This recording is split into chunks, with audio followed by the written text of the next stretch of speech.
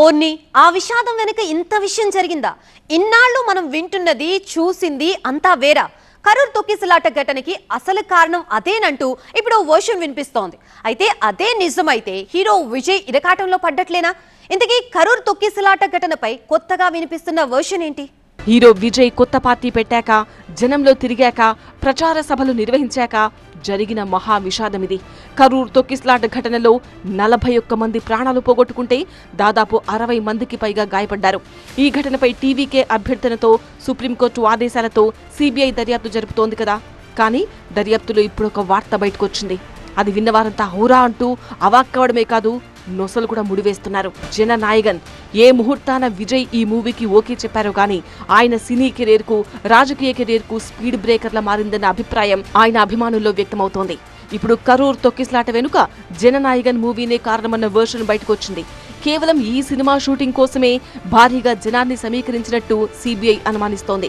ముఖ్యంగా ఆ రోజు గుమిగూడిన జనం, అక్కడి విజువల్స్, సాక్షుల వాంగ్మూలాలు ఇలా అన్నీ చూస్తే ఇది కేవలం రాజకీయ సభ మాత్రమే కాదని, సినిమా షూటింగ్ కోసం జరిగిన ప్లాన్ అని సిబిఐ డౌట్. మామూలుగా ఒక భారీ రాజకీయ సభ నిర్వహించాలంటే స్థానిక పోలీస్, జిల్లా యంత్రాంగం అనుమతులు అవసరం.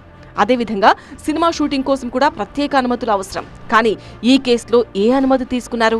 రాజకీయ సభకు అనుమత, లేక సినిమా షూటింగ్ కు అనుమత, లేక రెండింటి పేరుతో ఒకదాన్ని మరొకటిగా చూపించారా అన్న ప్రశ్నలు ఇప్పుడు విచారణలో కీలకంగా మారాయి. ఇప్పుడు సిబిఐ 2 కోణాల్లో దర్యాప్తు చేస్తోంది.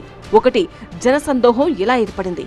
రెండోది, జనాన్ని ఎవరు సమీకరించారు అన్నదానిపై ఫోకస్ పెట్టింది.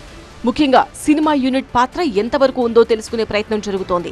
అవసరమైతే సినిమా యూనిట్ సభ్యులకు నోటీసులు ఇవ్వాలనే ఆలోచన కూడా ఉన్నట్టు సమాచారం. జననాయగన్ సినిమా కోసం కరూర్ క్రౌడ్ సన్నివేశాలను రికార్డ్ చేసినట్టు సిబిఐ భావిస్తోంది. ఇదే విషయాన్ని విజయ్ ను సిబిఐ పదే పదే ప్రశ్నించినట్టు సమాచారం. ఆ రోజు మధ్యాహ్నం సభకు హాజరు కావాల్సిన విజయ్ సాయంత్రం 7 గంటల తర్వాత ప్రాంగణానికి చేరుకున్నారు. క్రౌడ్ బాగా వచ్చాక ఆ సన్నివేశాలను రికార్డ్ చేసి జననాయగన్ సినిమాలో వాడినట్టుగా కూడా ప్రచారం జరుగుతోంది.